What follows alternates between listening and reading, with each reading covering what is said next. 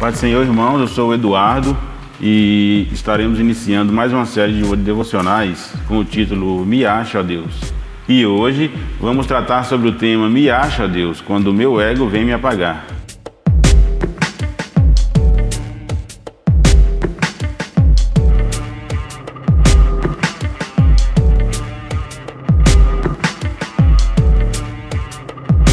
E para iniciar, vamos tentar entender de maneira talvez mais prática e mais sucinta sobre o que necessariamente é o ego. Entendemos que o ego é uma autoimagem que temos de nós mesmos. Não é um conceito que a gente nasce com ele, mas que ele é criado e ele é desenvolvido de acordo com o nosso crescimento, com as nossas experiências de vida, com as nossas conquistas, com as nossas derrotas. Tudo que a gente vive de experiências de vida durante toda a nossa vida, desde criança, é usado para a construção de maneira inconsciente do nosso ego. O ego é a balança entre o que nós queremos e o que nós temos. Então você percebe que a formação do ego, ela é muito, digamos assim, fácil de ser superinflada a reconhecer um atributo que supervalorizar os nossos atributos.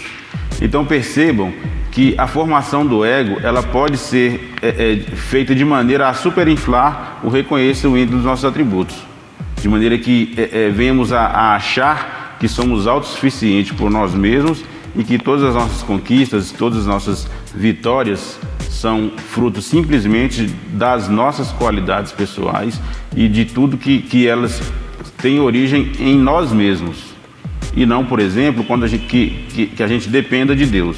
Para tentarmos exemplificar como o ego age na nossa vida, vamos buscar na Bíblia Sagrada alguns personagens bíblicos e como eles foram influenciados pelo seu ego nas suas atitudes e no desenvolvimento do propósito que foi deixado por Deus. A princípio, vamos buscar estudar a história de Sansão para a gente poder entender como ele foi influenciado pelo seu ego. Vamos ler em Juízes 13:5 e entender e ver quando a mãe de Sansão foi informada de que ela daria à luz a um filho e que ele seria o enviado de Deus para iniciar o processo de libertação do povo de Israel das mãos dos filisteus. O versículo diz o seguinte: porque eis que tu conceberás e darás à luz a um filho, sobre cuja cabeça não passará navalha, porquanto o menino será nazireu, consagrado a Deus desde o ventre da sua mãe, e ele começará a livrar a Israel do poder dos filisteus. Vemos aqui que Sansão ele já nasceu com um propósito definido por Deus. E pelo fato de ele ter um propósito definido por Deus, isso também veio com alguma metodologia de vida que ele deveria cumprir. Um padrão de vida que ele deveria seguir. Que no caso aqui, o texto descreve que ele deveria seguir o mesmo padrão de vida dos nazireus. Que tinham mais restrições em relação aos outros israelitas. Mas isso era uma atribuição especificamente de Sansão, pelo fato de que Deus tinha um propósito específico para ele, que era o de ser o libertador.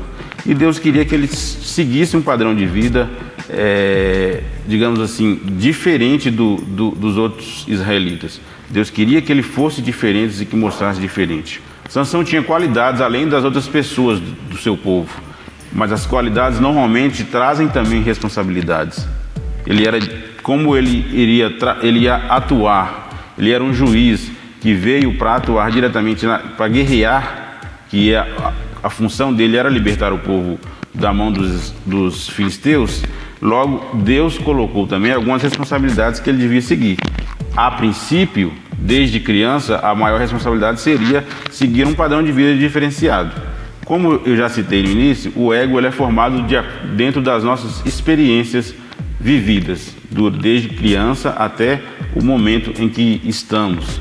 E isso pode nos dar a concepção ou o entendimento de que somos autossuficientes. De acordo com o dom que Deus deu para a gente, especialmente aqui para Sansão, que Deus deu a força, ele acabou criando um sentimento de autossuficiência, como se a força que ele tinha não originasse de Deus, mas como se fosse dele mesmo.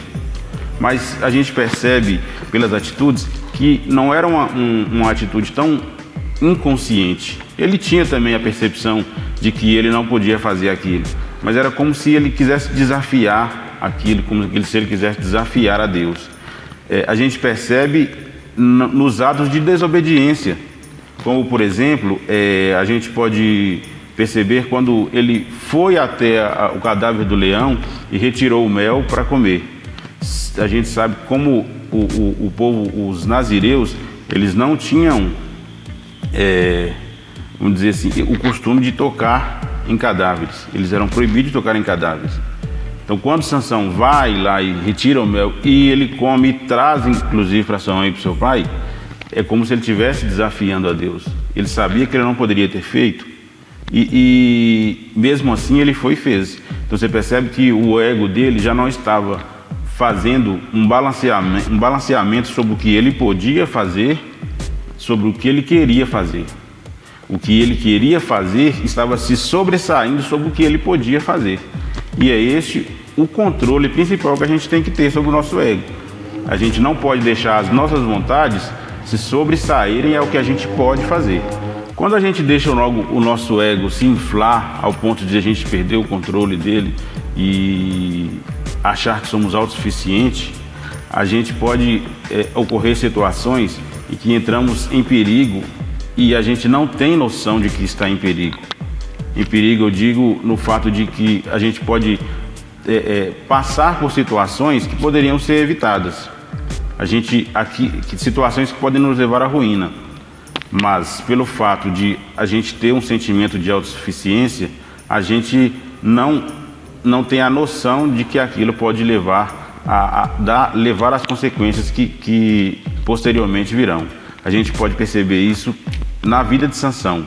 Em Juízes 16, 17, nós lemos o seguinte: descobriu-lhe todo o coração e lhe disse: nunca viu navalha na minha cabeça, porque sou nazireu de Deus, desde o ventre da minha mãe. Se vier a ser raspado, ir-se-á a minha força, e me enfraquecerei, e serei como qualquer outro homem. Então percebam que Sansão ele chegou ao ponto de que ele já não tinha mais a definição de quando ele estava ou não em risco. Como ele se achava autossuficiente e mais forte, muito mais forte do que todos os homens daquela época, ele não via possibilidade de alguém conseguir feri-lo. E isso levou ele a cada vez mais desobedecer às ordens que Deus tinha deixado para ele seguir como padrão de vida. Ele tinha um segredo, que era não poder cortar o cabelo, e ele não poderia ter revelado isso para uma filisteia, porque ele veio para combater os filisteus. Logo, ele estava revelando o seu segredo para os seus inimigos, e isso foi o que levou ele à ruína. Muitas vezes nós agimos dessa mesma maneira.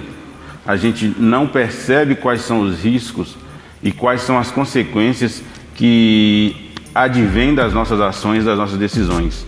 Mas isso simplesmente pelo fato de que a gente chega a um ponto de achar que a situação está boa e que nós somos autossuficientes. Não vamos sofrer com aquela decisão. Mas neste momento é a hora que a gente está sozinho, que a gente não está dependendo de Deus, não está colocando a nossa dependência na mão de Deus. E as consequências vêm exatamente por essa forma de agir. Quando a gente acha que a gente não depende de Deus, aí é que nós estamos correndo o maior risco de vida. Se quisermos nos livrar das consequências das atitudes erradas e da influência do nosso ego, precisamos cada dia elevar mais o nosso conhecimento em Deus. O apóstolo Paulo, em Colossenses 1,9, diz o seguinte sobre a busca de conhecimento: por esta razão, também nós, desde o dia em que o ouvimos, não cessamos de orar por vós e de pedir que transbordeis de pleno conhecimento da sua vontade, em toda a sabedoria e entendimento espiritual, a fim de viverdes de modo digno do Senhor, para o seu inteiro agrado, frutificando em toda boa obra e crescendo no pleno conhecimento de Deus.